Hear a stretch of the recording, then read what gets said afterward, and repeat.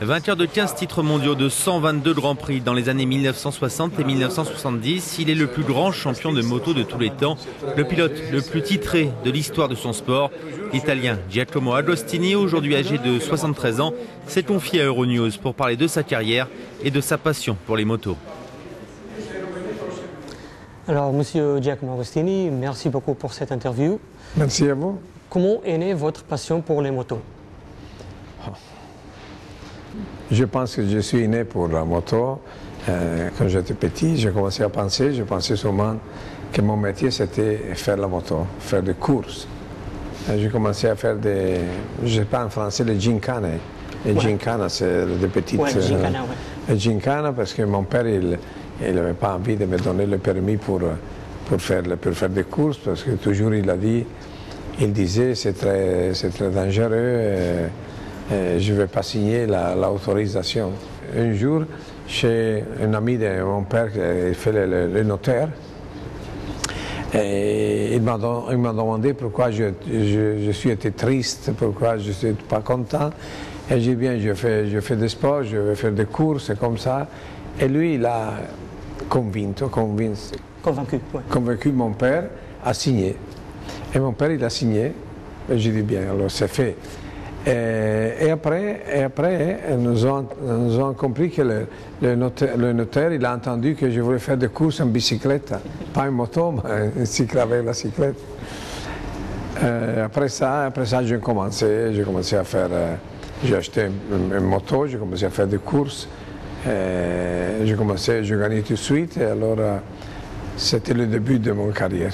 Quand vous étiez jeune, c'était qui votre rôle dans le monde des motos?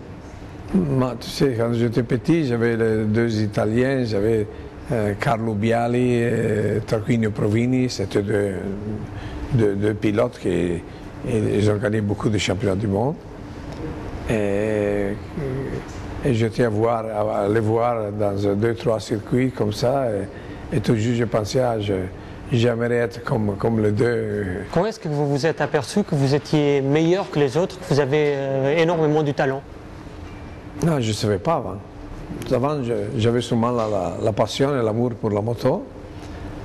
Et mon père il disait toujours, qu'est-ce que tu veux faire là? Il y a des grands champions, qu'est-ce que tu vas faire?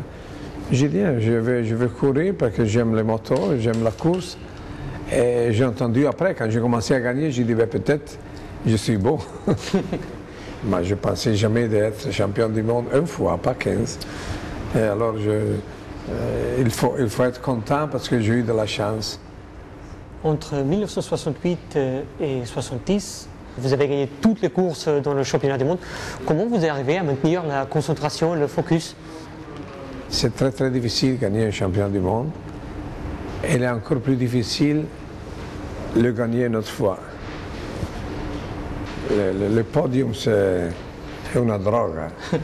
Tu es bien là. Tu te sens bien là quand tu es là dans le premier. Tu sais, je pense que toutes les courses, c'est une histoire différente. Alors c'est pour ça que quand tu gagnes beaucoup, toujours tu as envie de gagner une autre parce que c'est toujours une sensation différente. Vous venez de me dire que gagner c'est comme une drogue. Pourtant, à un moment donné, il faut s'arrêter. Comment vous vous êtes aperçu que c'était le moment d'arrêter avec les motos? C'est difficile de prendre une décision comme ça. Mais il faut penser, il faut réfléchir, il faut penser que les années passent et il faut donner la possibilité à les jeunes de prendre ton place. Vous n'avez jamais eu la tentation de revenir sur le championnat du monde? Non, parce que je pense que quand c'est difficile de prendre la décision de t'arrêter. Et alors, si je m'arrête, pourquoi recommencer une autre fois? Alors je ne m'arrête pas. Et après les motos, vous avez eu une petite expérience de la Formule 1. C'est quoi la grande différence entre moto et voiture? Oui, j'avais la possibilité de faire des courses avant à la moitié de mon carrière. Monsieur Enzo Ferrari, il m'a donné la possibilité. J'ai réfléchi beaucoup, j'ai réfléchi 2-3 jours. Et après, j'ai décidé de rester avec la moto, parce que la moto, c'était mon amour. La moto, j'ai commencé avec la moto, et quand je suis né, je pensais à la moto et pas à la voiture. Alors, changer, je pensais peut-être, je suis trop égoïste, comme une qui veut avoir tout. Non, Dieu il t'a donné déjà une chose, il faut être content, mais à la fin de la carrière, je dis bien, à la fin quand je me suis arrêté dans la moto, je dis bien, je vais essayer la voiture pour savoir un jour comme se conduce, il faut conduire une voiture. C'était une bonne expérience. Vous faisiez en même temps les 350 et les 500, deux catégories en même temps. Est-il possible d'avoir quelqu'un aujourd'hui qui fait le même? Oui, c'est possible. C'est souvent qu'aujourd'hui, ils n'ont pas envie parce qu'ils sont contents de faire une, ils gagnent beaucoup pour faire une catégorie, c'est pas besoin de faire les deux. Et c'était une habitude, avant tout le monde il faisait les deux catégories, 125, 250, 350, 500.